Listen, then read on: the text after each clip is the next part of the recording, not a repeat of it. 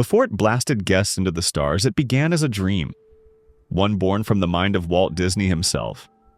A dark roller coaster through the cosmos, a tribute to space exploration, and a centerpiece for Tomorrowland. While the original Space Mountain made history in the United States, its most ambitious version landed not in California or Florida, but in France. Join me as we uncover the incredible story of Space Mountain at Disneyland Paris. From Walt's earliest ideas and sci-fi inspirations to the groundbreaking technology, bold design, and the evolution of a ride that redefined what a Disney attraction could be. This is the story of how Disneyland Paris reached for the stars and built a mountain in space.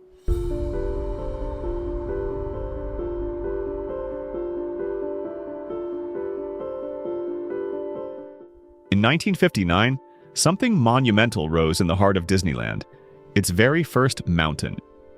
This wasn't just any ride. The Matterhorn bobsled's attraction stood as a symbol of ambition and innovation, marking a new chapter in theme park design. As Disneyland's flagship thrill ride, it set the stage for future icons like Space Mountain, redefining what was possible in immersive storytelling. Human fascination with mountains runs deep. The ancient Greeks believed they were the unreachable homes of the gods. Modern-day mountaineers view them as formidable challenges, places to test strength and will. Walt Disney shared this awe.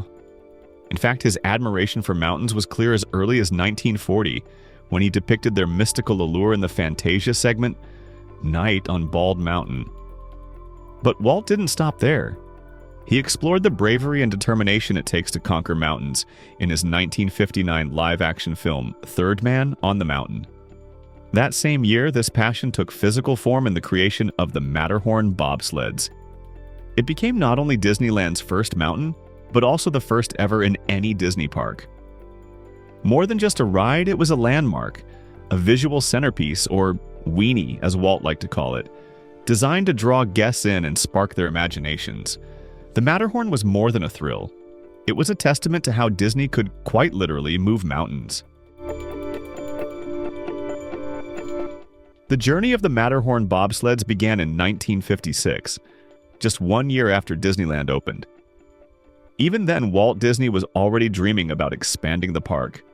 A thrilling new ride was on his mind, and it wasn't an entirely new idea. In fact, the Casey Jr. circus train in Fantasyland was originally meant to be a thrill attraction.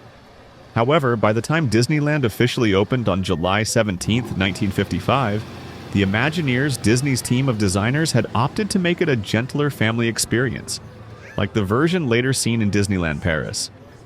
But the dream of something bigger didn't fade. Slowly, the idea started to grow. Not long after, a spot known as Holiday Hill, a mound of leftover earth from the construction of Sleeping Beauty Castle, became the prime candidate for a new attraction. Nestled between Fantasyland and Tomorrowland, the hill was originally hidden from view, but later opened to the public as a modest rest area. Walt Disney saw potential. His early plans imagined either a massive toboggan ride or a Wild Mouse-style roller coaster, small vehicles zipping through a winter-themed landscape. This area even earned the nickname Snow Hill. Yet, despite the ambition, no strong concept had solidified, at least not yet. The mountain was forming, both literally and figuratively, and something iconic was about to rise. The groundbreaking success of the Matterhorn bobsleds sparked new ambition in Walt Disney. Inspired by the possibilities, he began to dream even bigger, this time of a ride that would take guests far beyond the Alps and into the cosmos. His next goal?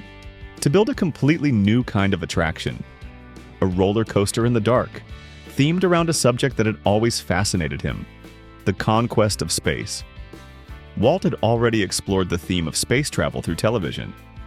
In 1955 and 1957, he presented 3 episodes of his Disneyland series, Man in Space, Man in the Moon, and Mars and Beyond. These episodes didn't just entertain, they educated and inspired millions, blending real science with Walt's signature imagination.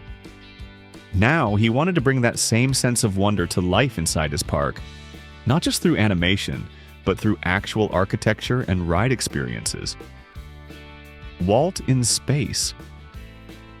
the idea began to take shape in late 1964. Working alongside legendary Disney designer John Hench and science fiction author Ray Bradbury, Walt envisioned an attraction that would celebrate mankind's journey into the stars. At its core was a dark indoor roller coaster, something completely unique at the time. This ride would serve as the gravitational pull of Tomorrowland, drawing guests into a fully immersive futuristic world. But Walt didn't stop at just a single ride. Inspired by the multi-layered experience of Matterhorn bobsleds, he imagined an entire spaceport. It would include not only the roller coaster but also the People Mover, a fully automated transport system that would shuttle guests around the area, offering access to other attractions within the land. The coaster itself was to be revolutionary. The original design proposed not just 1 or 2, but 4 tracks, some of which would run on the outside of the building, creating a thrilling visual spectacle. Unfortunately, the technology needed to bring this concept to life simply didn't exist yet. The vision was too far ahead of its time. But if there's one thing Disney Imagineers, those engineers of imagination, were known for, it was perseverance. While this early version of the ride didn't come to be in the form Walt initially dreamed of, the ideas laid the groundwork for what would eventually become one of the most iconic Disney attractions of all time: Space Mountain. By the early 1970s, Disney was dreaming bigger than ever. The opening of the Magic Kingdom at Walt Disney World Resort in Florida in 1971 marked a new era of opportunity. With the park's overwhelming success came a clear realization: guests were ready for more, and especially for high-thrill attractions. What had once seemed impossible was now within reach, thanks to rapid advancements in technology. With the power of computers, Imagineers could design complex coaster tracks that fit within confined indoor spaces. More importantly, they could control vehicles with pinpoint precision, making an indoor roller coaster not only feasible, but spectacular. On January 15, 1975, Space Mountain officially opened its launch bay. Though futuristic in theme, its design paid homage to Disney's earlier innovation, the Matterhorn bobsleds. The ride vehicles kept the same bobsled-style seating, with guests positioned one behind the other, simulating a thrilling rocket journey through space. But Space Mountain was more than just a roller coaster. It formed part of a greater vision: a fully immersive spaceport experience. Housed within its futuristic mountain was the Wedway People Mover, now known as the Tomorrowland Transit Authority People Mover, a fully automated transport system. Gliding silently through the mountain, it offered guests a unique sneak peek of the adventure inside. The grand opening was marked with a special touch of Disney family history. Edna Disney, Walt's sister-in-law and widow of Roy O. Disney, christened the ride with spirit and style. At 84 years old, she tested Space Mountain herself, without hesitation, and emerged beaming with approval. With that, Space Mountain became not only a marvel of engineering, but a symbol of Disney's unstoppable imagination. What once was science fiction had become thrilling reality. Following the phenomenal success of Space Mountain in Florida, it was only natural to bring the attraction to the place where it all began: Disneyland in California. After all, Walt Disney himself had envisioned a space-themed thrill ride for Tomorrowland years earlier. On May 27, 1977, that dream became reality. The Disneyland version of Space Mountain was officially inaugurated by none other than the Mercury astronauts, the first Americans to travel into space.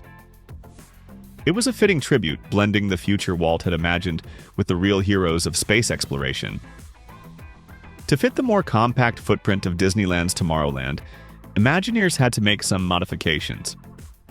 The building was smaller, the track simplified to a single layout, and the ride vehicles redesigned.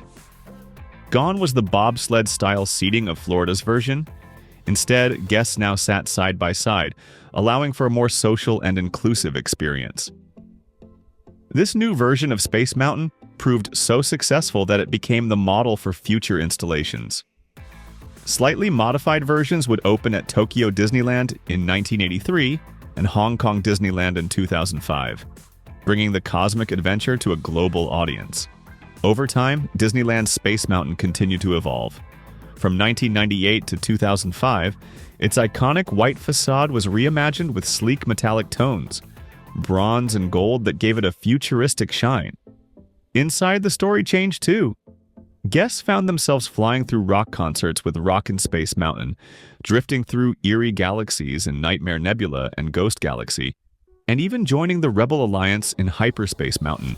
From Tomorrowland's humble beginnings to a galactic landmark, Space Mountain became more than a thrill ride. It became a canvas for storytelling, reinvention, and imagination, all while staying true to Walt's original dream of taking guests to the stars.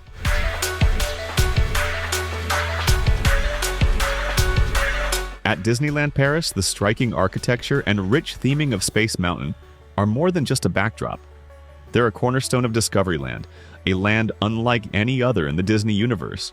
While it was inspired by Tomorrowland, Discoveryland stands apart, paying tribute not only to the dreamers of tomorrow, but also to the visionaries of the past, those who imagined bold futures long before rockets ever left the Earth.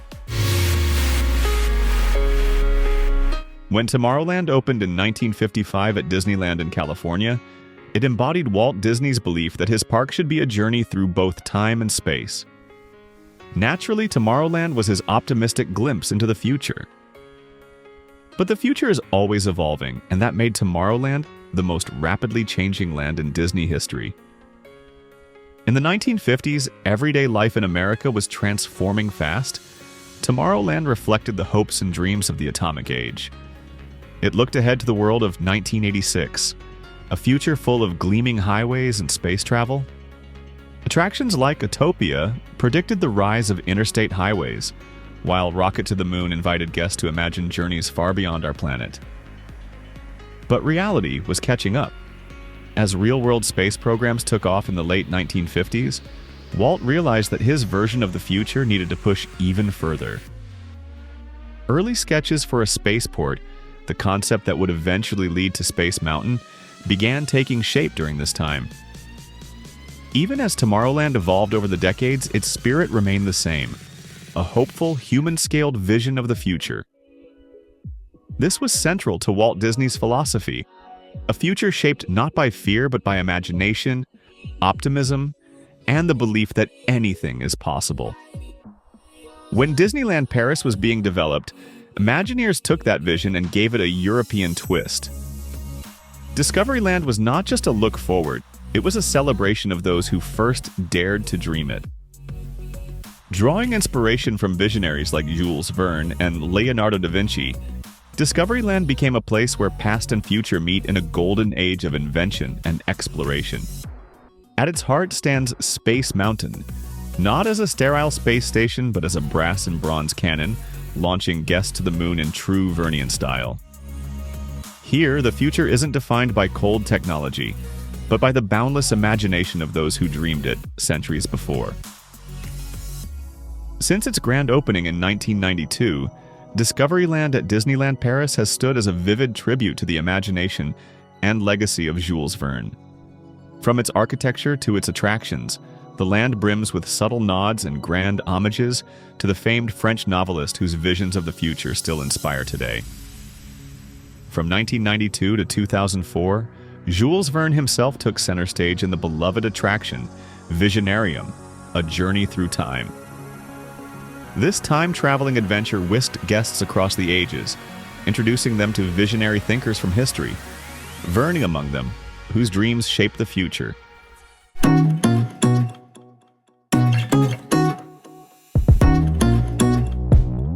Before the debut of Space Mountain at Disneyland Paris, the attraction went through several ambitious design phases.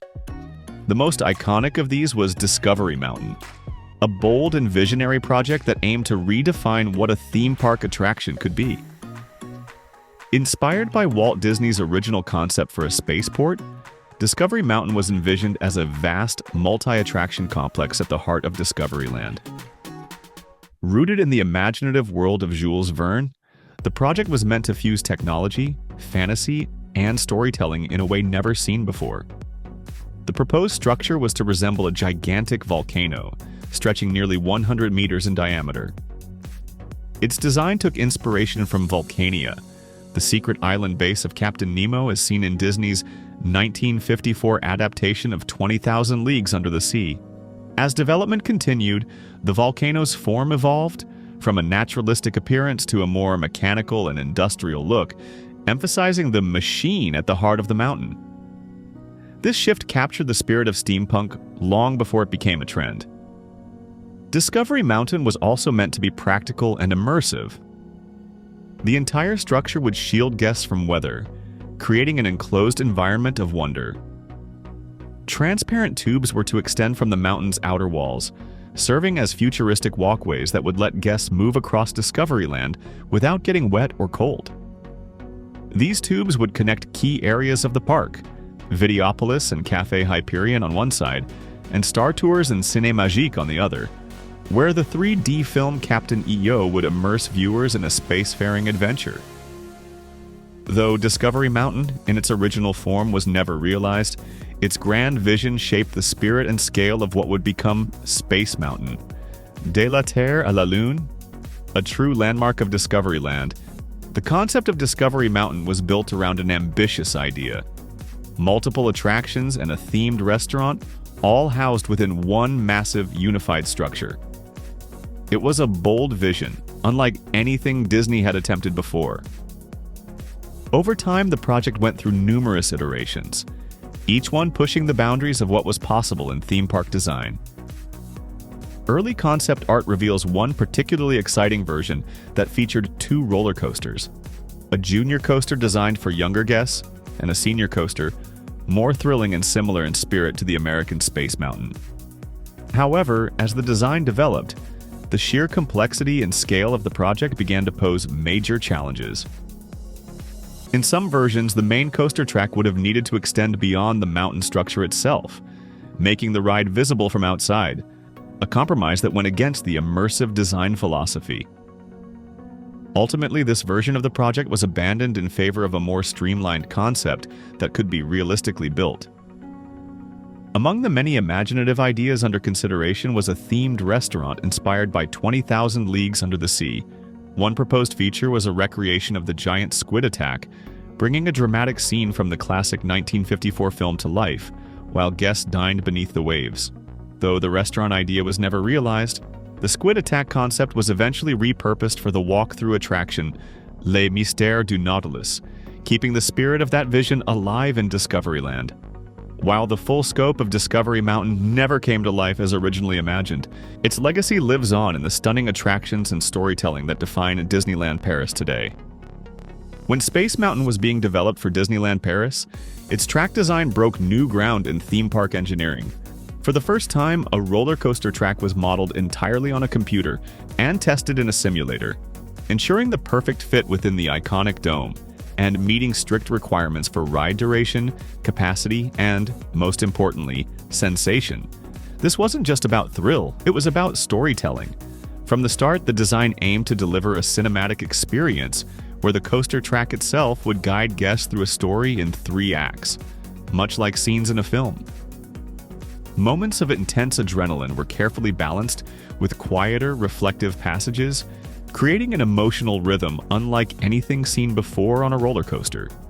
This meticulous, millimeter-perfect precision in track design allowed Imagineers to do something revolutionary. Craft a roller coaster that tells a story, not just through effects or theming, but through the track itself. Space Mountain wasn't just a ride, it was, and still is, an emotional and narrative journey through the stars. Imagineers were always looking to raise the bar on every attraction that we've created. And that, in part, was Walt Disney's original design, which was that the theme parks would never be completed as long as there's imagination left in the world. And of course, as time moves on, audiences get more sophisticated, technologies get more sophisticated, and we're always keeping our eye on those, inventing those. And where possible, we're adding those back into our attractions to keep them fresh, to keep them relevant, to keep them as popular as they are. So, of course, this attraction already opened with incredible technological advances, the catapult launch, the onboard audio.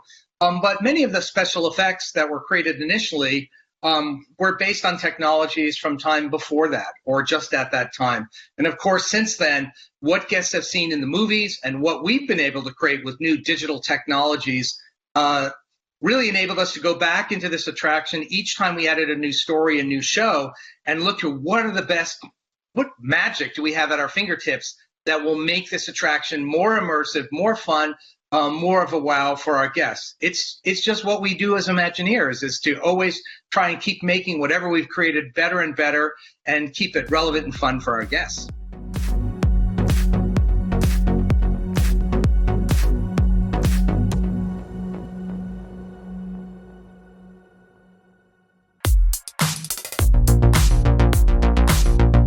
Space Mountain Mission 1 was about our voyage from the Earth to the Moon, but this is about going beyond the Moon and further deeper into space, and about the experiences that we encounter along that journey. It's an adventure to the edge of the universe. This attraction has not been about modifications of the structure, but rather an enhancement of the experiences you'll get along your journey. The new story highlights the aspects of the ride system in that every twist and loop contained in the attraction is related to a cause and effect, and every effect is created by a special effect, which we do through high-definition video projection, special effects, lighting effects, smoke effects, and music, of course. And all these senses come together to give us a very sensational new attraction experience.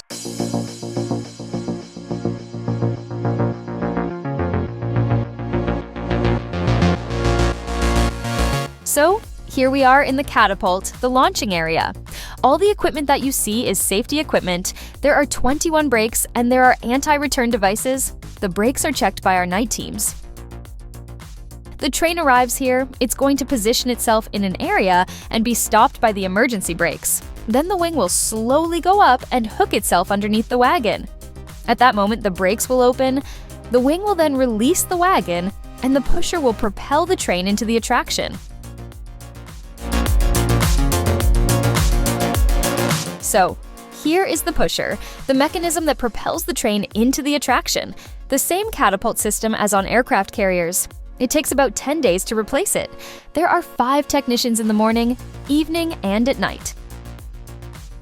There are a little more than 200 steps. The view from here is so beautiful. You can see all the way to Frontierland. This is still not the highest point of the attraction. We can go even higher.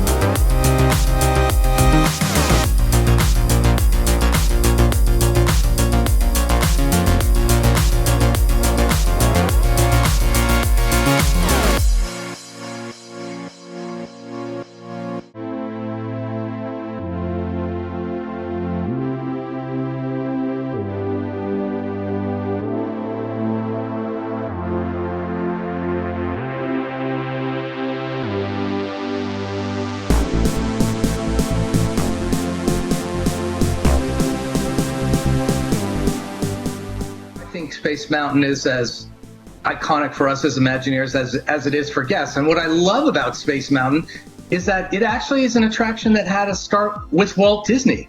There's something I didn't know when I was a guest at the parks when I was a kid, was that this was an idea that Walt Disney actually had, but wasn't able to achieve in his lifetime. And so we started in Florida, and of course Space Mountain has gone around the world. It has become, I think, so iconic, and in a sense, it's become a brand. And I think that's what's interesting about Space Mountain at Disneyland Paris, which, as many of you know, it was originally going to be Discovery Mountain.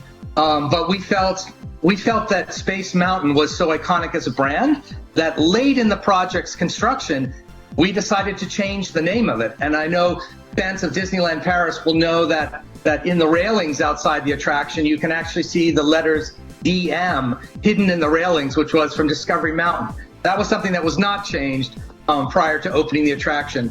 But yes, Space Mountain has always been a beloved attraction. The idea of catapulting through space in the darkness with stars, it's exhilarating and it's fun.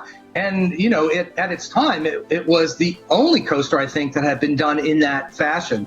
And so, yes, it's continued to be a classic attraction with our guests, but we've also allowed ourselves to go back in and reimagine it. It is the classic Space Mountain in terms of the DNA of what Space Mountain is, being, blasting off into space and the darkness and having an immersive thrill adventure. But it also is a case study in that the Imagineers who created this attraction, Tim Delaney and his team, didn't just replicate the attraction that had come before. In other words, they reimagined what Space Mountain could become for a new generation. The catapult launch, the inversions, the onboard synchronized soundtrack and score were all things that were not part of the original Space Mountain concept. And yet as Imagineers, we're not locked in time. We have to continually build and improve on and reimagine our products as we move forward for our guests so that they will always be relevant and magical and fun and surprising for our guests. And if you're still curious to learn even more about the incredible story behind Space Mountain, there's an official book available at Disneyland Paris that dives even deeper into the history, design, and evolution of the attraction. It's a must-have for any fan or Disney history lover. Thanks so much for watching. If you enjoyed this documentary and want to see more stories from the parks, be sure to subscribe to the channel, give the video a like, and leave a comment with your favorite Space Mountain memory. We'll see you in the next adventure. DLRP fans signing off.